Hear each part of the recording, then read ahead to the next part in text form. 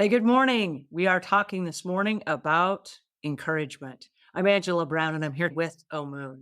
And Omuugn wrote The Insights and Wisdom of Omuugn, which is one of two books. If you haven't picked up your copy already, I strongly encourage you to, for the sheer fact that there are ideas in here that will make you a better leader, a better person, and a better parent. In this Live with Impact series, we have Omuugn joining us to unpack the messages that will give you hope and will enlighten your life with wisdom and guidance on how to be the best version of you. So please help me welcome Omuugn. How are you today? Good morning. It's good to be here. Psychology 101 tells us that the behavior we reward is the behavior that's repeated. And so when you come in and you start nagging, why haven't you done the dishes? How come the dishes aren't done yet? And all the things, what happens is you're paying attention to that negative behavior. And when the person that you're talking about, let's say that somebody's discouraged and they feel lonely, what they have to do to get attention from you then is they have to repeat the behavior you paid attention to. If you were nagging and you were complaining at an unconscious level, people are like, oh, when I don't do the dishes, dad's going to come in and he's going to say, hey, are you not done with the dishes? And I get to interact with dad.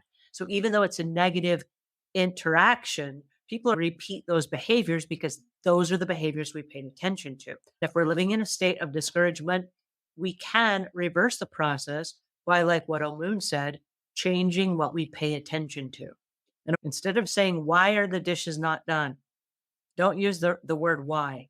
When you say why, it automatically puts the other person on the defensive. Change the word why to what. So instead of saying, why are the dishes not done?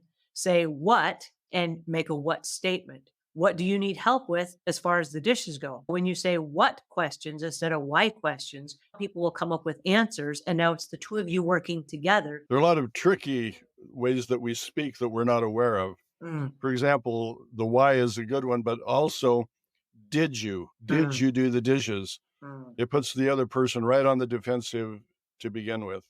So we need to become aware of the way we talk to people. We get into habits of saying, did you, or why, or whatever. We need to recognize that those are not a good way to communicate with people. We need to communicate with people in a way that would encourage them and support them. We can encourage people. It's really nice. I really appreciate it when you take the garbage out rather than, did you take the garbage out? My husband was not familiar with the concept of taking out the trash. I took out the trash one time and he was there and I handed it to him as he took the trash. We both walked out to the curb. And then I turned around and I thanked him. I said, thank you so much for taking the garbage out. Then when it came time to take out the trash again, he started collecting the trash and every week would try to find me to let me know he'd taken out the trash. And I made this huge deal about it, but it was that encouragement in a way where we're rewarding that behavior. Now, many years later, he takes the trash out all the time and I don't have to nag. I still thank him every week for taking out the trash. People need the regular, ongoing affirmations that they're doing the right things. Because, like we said earlier, the behaviors you reward are the behaviors that are repeated.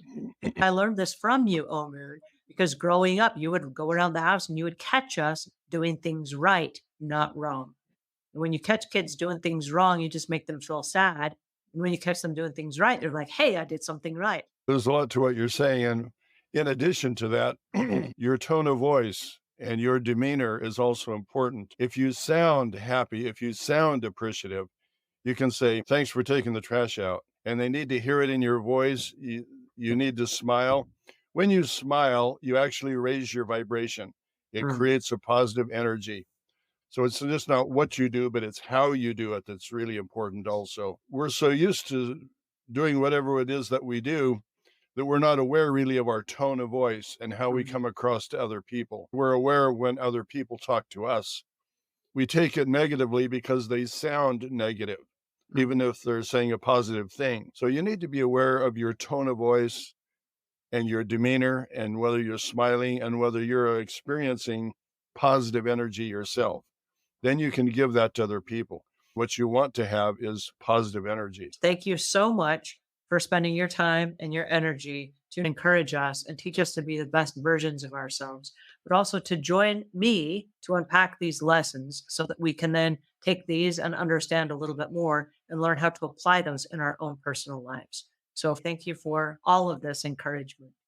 It's my pleasure. It's been fun. All righty, that's it. And until next time, have a great week and be the best version of yourself.